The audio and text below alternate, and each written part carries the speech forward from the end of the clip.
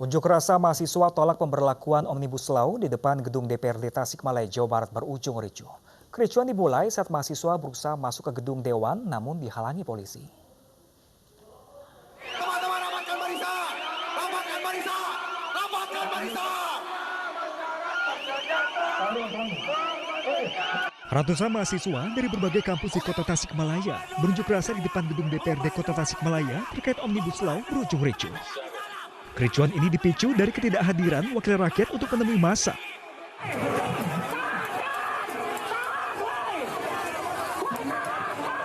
Aksi saling dorong dengan petugas keamanan pun terjadi, massa berusaha merangsek masuk ke gedung.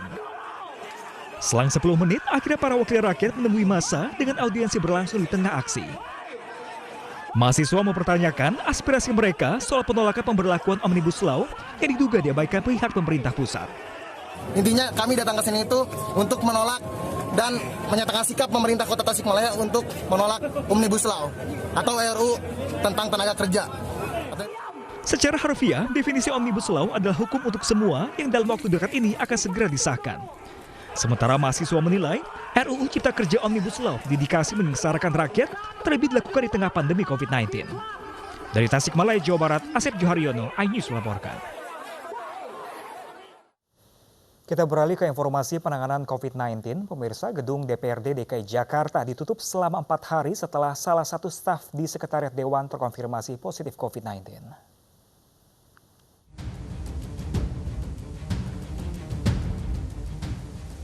Penutupan sementara gedung DPRD DKI Jakarta mulai Rabu kemarin.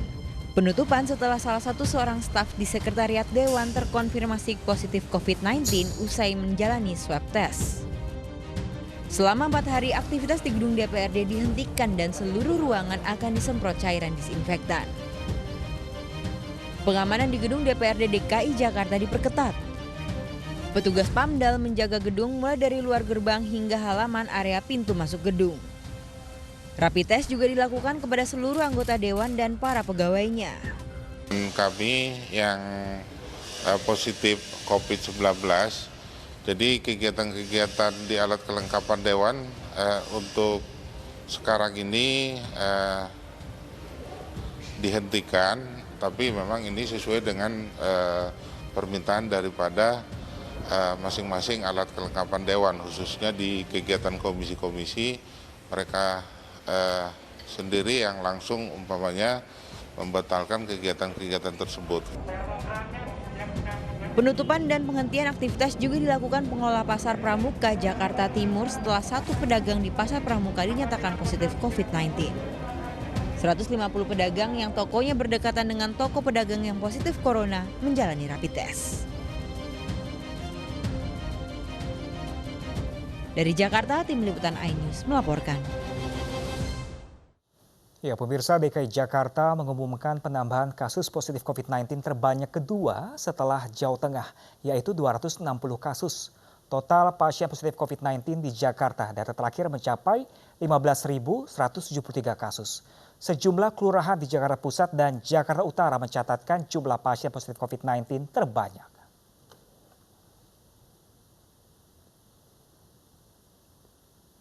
Jumlah pasien positif COVID-19 terbanyak ada di Kelurahan Pademangan Barat, Kecamatan Pademangan, Jakarta Utara.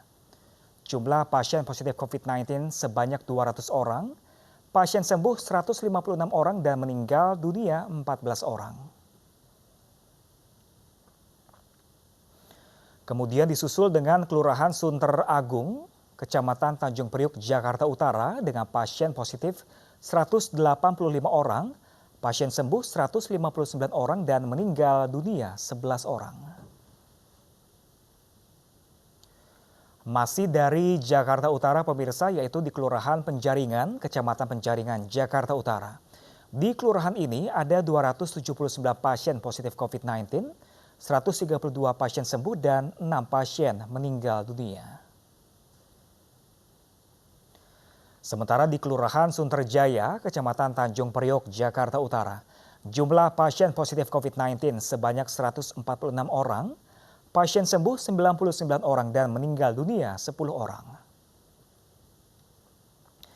Berikutnya di Jakarta Pusat, pemirsa, tepatnya di Kelurahan Petamburan, Kecamatan Tanah Abang, ada 144 pasien positif COVID-19, 125 pasien sembuh dan 9 pasien meninggal dunia.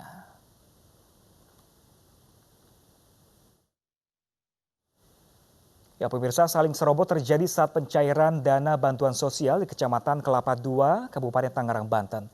Warga yang tidak sabar mengantri sempat membuat petugas emosi.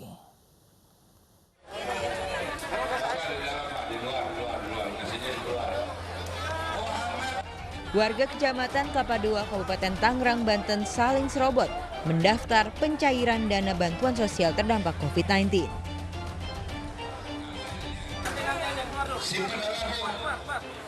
Beberapa warga bahkan memaksa masuk. Petugas yang bersiaga pun mencoba mengendalikan warga yang tidak tertib dan melanggar protokol kesehatan. Warga akhirnya diatur dengan mendudukan mereka di tempat yang telah disiapkan. Dana bantuan tahap ketiga yang senilai Rp600.000 dibagikan ke 1.084 warga Kelapa II Kabupaten Tangerang. Kenapa sih Bu itu dorong-dorongan saling rebutan Bu? Ya pengen pada duluan. Oh gitu. Terus ini dapatnya berapa duit sih? 600. Hari ini untuk desa Bojongnangka itu ada 1.084. Ini kita pembayaran tahap 3 yang terakhir. Pembagian bansos dari Kementerian Sosial untuk meringankan beban ekonomi karena dampak pandemi. Sayangnya, meski warga menggunakan masker, kesadaran untuk menjaga jarak satu sama lain diabaikan. Dari Kabupaten Tangerang, Banten, Aimarani, iNews melaporkan. Ya, sementara itu pemirsa, seorang pemulung terjaring razia di kawasan Kebonjeruk, Jakarta Barat. Pemulung membawa uang tunai 7 juta rupiah dari penjualan sembako bantuan sosial di masa pandemi COVID-19.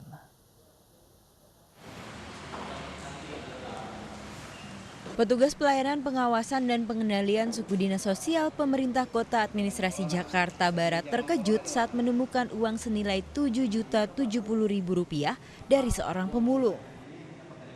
Pemulung berusia 58 tahun ini mengantongi uang dari hasil penjualan sembako bantuan sosial yang ia dapatkan selama pandemi COVID-19. Terus kalau buat makan Bapak dari uang? Dia tidur, mimper, ngegelandang, sebelumnya jualan kaset CD. Tapi dia punya KTP Pak? Tidak ada identitas. Pak itu bisa Ditemukan uang. ditemukannya uang sebanyak itu dari mana Pak? Infonya Pak? Kalau menurut pengakuan Pak Hasan itu dia mendapatkan uang itu hasil jual sembako yang dikasih oleh warga.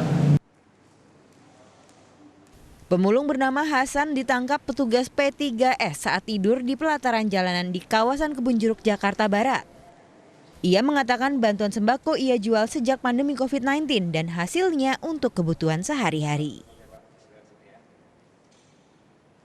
Kosnya? Nah, kalau satu kantong kadang bisa 50 dan 60. Itu jual kemana Pak? Di lapak kerongsokan. Rongsokan. Ya. Udah berapa banyak yang dijual Pak? Hah? Udah berapa banyak yang dijual sembakonya? Tahu, saya lupa sih. Banyak banget Pak ya? Udah banyak lupa saya.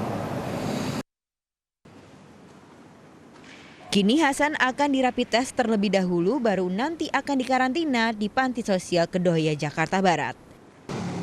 Dari Jakarta, Miftahul Gani, iNews melaporkan.